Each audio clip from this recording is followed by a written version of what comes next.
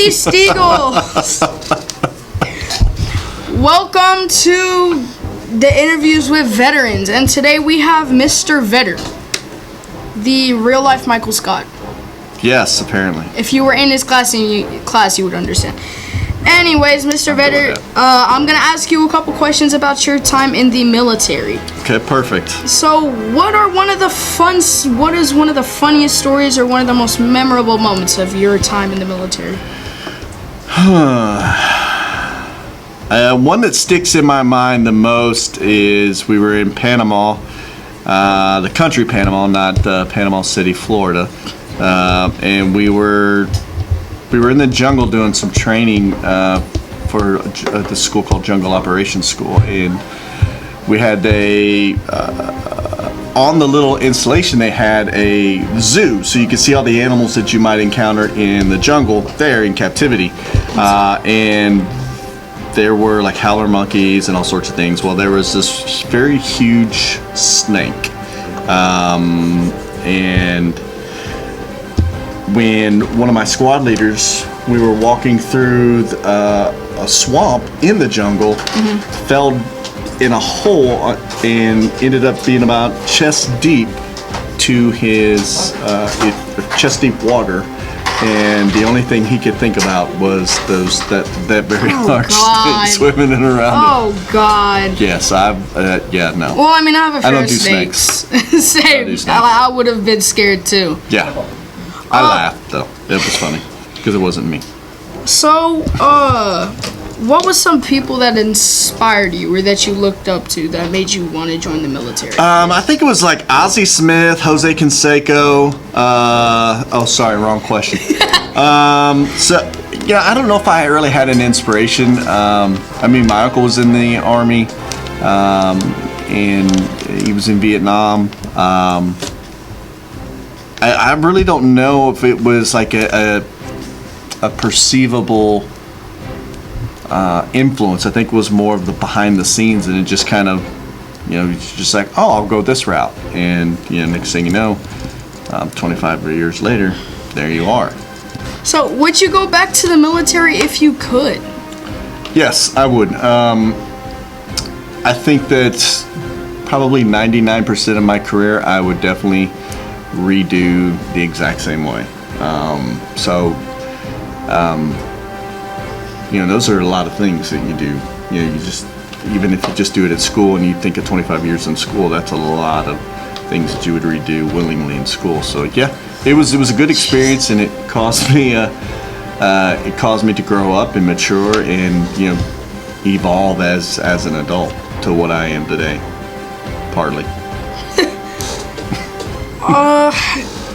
How did joining the military change your views as an American citizen, if it did?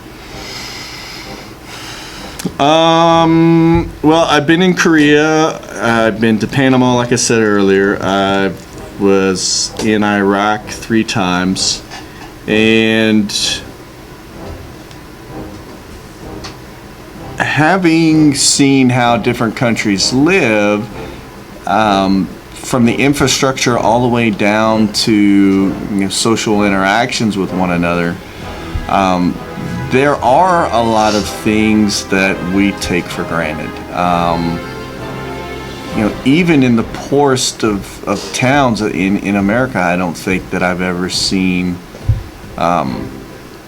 sewage-filled streets and kids running around barefooted playing in it. But that's what that's what I've seen in Iraq, or trash piled outside. But you walk through the wall to their house or their compound, and the grass is green. It's all pretty, and it's because they have that concept of, this is mine. Everything outside of the wall, the government will take care of.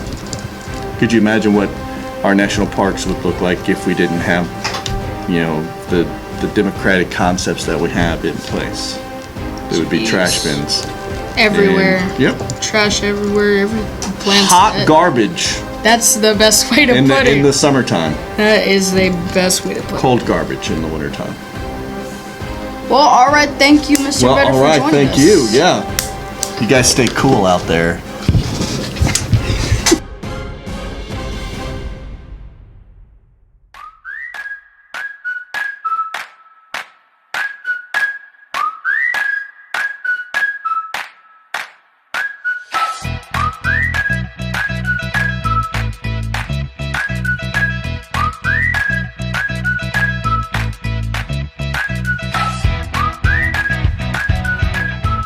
Good morning, Northeast Eagles. I'm Sonny, And I'm Jerry. and this is your morning news for Tuesday, September 20th. Today's forecast calls for a high of 85 and a low of 61 with a 10% chance of precipitation.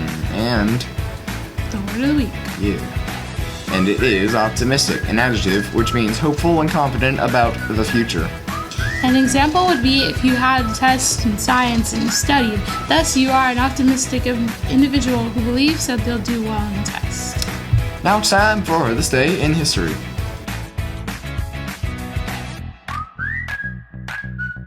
On this day in 551, Confucius was born. Confucius was a Chinese philosopher and politician of the spring and autumn period, who was traditionally considered the paragon of Chinese sages. The concepts of respect for autonomy, beneficence, non-maleficence, and justice, and the moral values of these four prima facie principles have been expressly identified in Confucius's ethics in his book, The Analects. If you don't understand what that said, me neither. I copy and pasted it from Wikipedia. Now for some important announcements. Lay Scholastic Book Fair. It is here. Come and check out at any time in the school day with your teacher's permission. Our online fair is also open too, so check it out if you can't make it to the physical fair. Here are some awesome books you can get.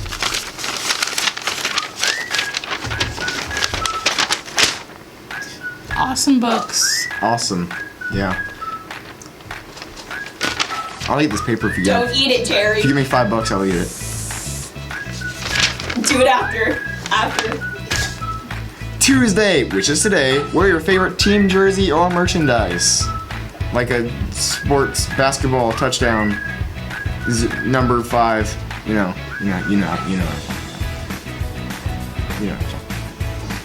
Tomorrow, Wednesday, Decade Day. This is your favorite decade. Thursday is Twin Day. Or you can be triplets if you want. You know, have 3 people. It's not my sister. She'll And Friday, Oh, I ripped it. I'm sorry. and Friday, wear the NEMS colors. Dress in gold and blue, basically. And remember that PBIS wants you to soar. Stand with integrity. Own your growth. Be accountable and responsible. And representation qualitation. That's all the news for today. Create something interesting. And check us out on social media. Jerry, eat the paper.